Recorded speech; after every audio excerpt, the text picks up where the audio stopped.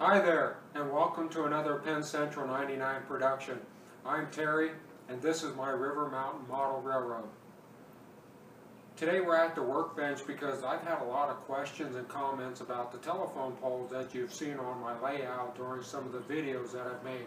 So we're going to go ahead and put together a few of those today just to show you how I did it. There's been one viewer or subscriber who has probably expressed the most interest and asked the most questions about this. So Jimmy over at Smoky Alco, this one's for you. I'd also like to add that I really appreciate the interest and the questions into the things that I do and make for the layout. I really appreciate it, and by no means is it troublesome or a bother that people ask questions and express the interest into the things that I do. And like I say, I really appreciate that, and I don't mind showing you at all how I do things. So we're going to go ahead and get started. Let's take a look at our parts and materials. I've got a ruler.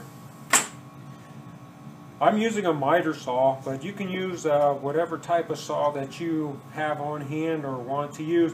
I prefer a miter saw because we're cutting small parts, plus the teeth on the saw are close together, and I'll show you what we use those for. 1/4 inch dowel rod. Now you can use a smaller or larger diameter dowel rod that you want for your telephone poles, but I use 1/4 inch. I need an X-Acto knife, a pair of tweezers, toothpicks. You can see here that I am using square with round tip toothpicks. There's 800 in this box, and I probably had this for 7 or 8 years, so it'll last you a long time. It probably cost $1 or $2 at Walmart, but I use square toothpicks. Plus, as you can see here, I've got a template or a jig. This template or jig is to exact size of the telephone poles that we're going to be making. And the reason I made a jig is, one, not to be perfect because my telephone poles are not perfect, but since we're mass producing these, I made 25 telephone poles. So it was easier for me to make a jig so that I could just slap the stuff and glue the stuff together and move on in the process. So speaking of slapping and moving, okay, we need some Elmer's glue because it works great on wood products. I use glass beads. I bought these at a craft store. I'm not sure if it was Hobby Lobby or Michael's or whatever, but there must be thousands of glass beads in here. This will last you a lifetime. These are size 11/0 or 11/0 glass beads, or 40 grams. These are clear. If you can find some glass beads with a green tint to them, I think that'll be much better off for you. Double-sided or two-sided tape, and some stain. The stain that I chose, you can see here it says Special Walnut. You can pick whatever color you want, and like I said, depending on the area, the location, and the time, or your color preference, you can pick whatever you want. But after you cut the pieces, stain them and then just wipe it off with a rag, to your preference. They will still glue and they'll look great. But like I say, I just used this Special Walnut here for the color that I was looking for. You can pick whatever you want. We might as well start off with the template. The template or the jig that I drew is to exact size. And like I said, it was easier for me to do this, especially with mass producing. On the jig or the template here, most telephone poles are 40 feet. So 40 feet in HO scale is 5.5 inches. So this center line here is 5.5 inches long. These cross arms are 1.5 inches. And what I did, and this is personal preference, you can do however you want depending on your area or location, I spaced the two cross arms 1/2 inch apart. You could put 3 cross arms here if you choose to, but I chose 2 cross arms with 1/2 inch spacing and some 45-degree support. They're 3/8 inches long, and like I say, they're at 45 degrees just to offer a little bit of support. So since this is 5.5 inches long, just take your 1/4 inch dowel rod, and like I say, my stuff is not perfect. So I line that up, grab a pencil or something to mark it, mark 5.5 inches, and then grab your saw.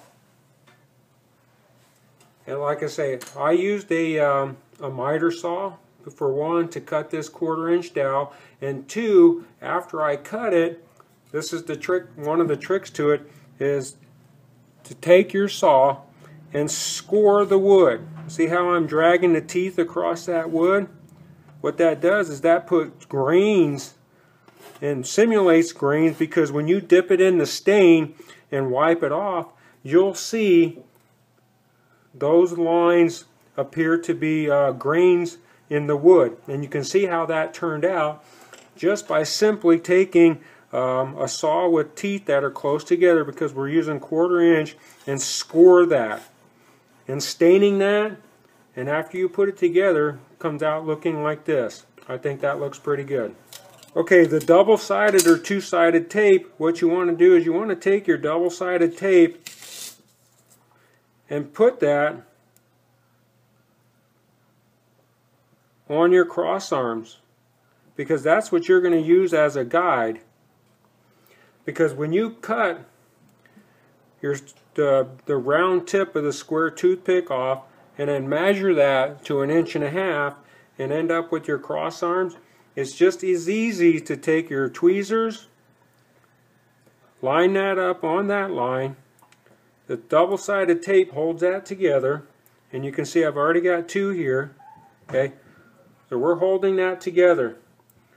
You know, the 3/8 inch long cross arms I've already cut at about a 45-degree angle. So we're also just going to place these on these pre-drawn lines. And you can see how it's starting to line up. So once we get our cross arms in there and our supports, okay, once you get all the pieces for the cross arms and the supports on the paper, on the double-sided tape, I'm just going to take my Elmer's glue and put little dabs of glue right down the middle where all that comes together.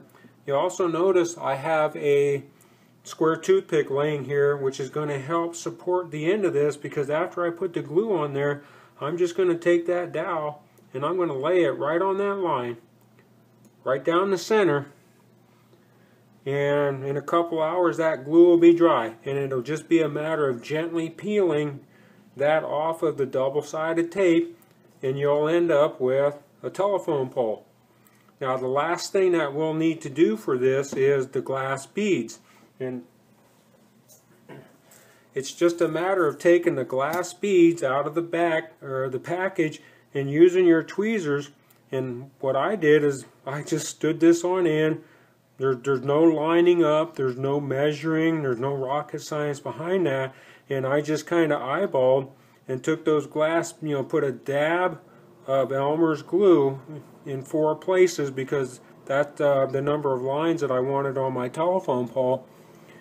But I put the Elmer's glue and dabbed it in 4 spots, and then I just took the glass beads and used my tweezers and sat them down where that glue was. And as you can see, it dries clear. You can't even tell that I used Elmer's glue for that, but they look pretty realistic and pretty cool.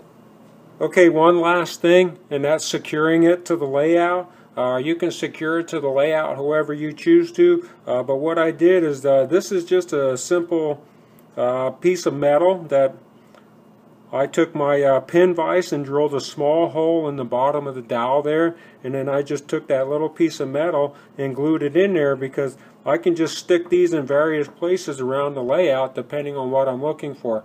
You can secure them to the layout however you choose to. This is just a particular method that I chose.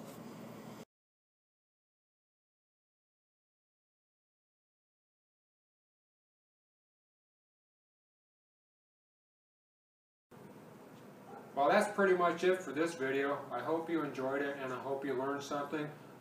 This wasn't entirely my idea. I did actually find a video on YouTube that somebody made some telephone poles. I just added my own twist to it and came up with my own process. But like I said, I hope you enjoyed it, and I hope you learned something. As always, thanks for watching.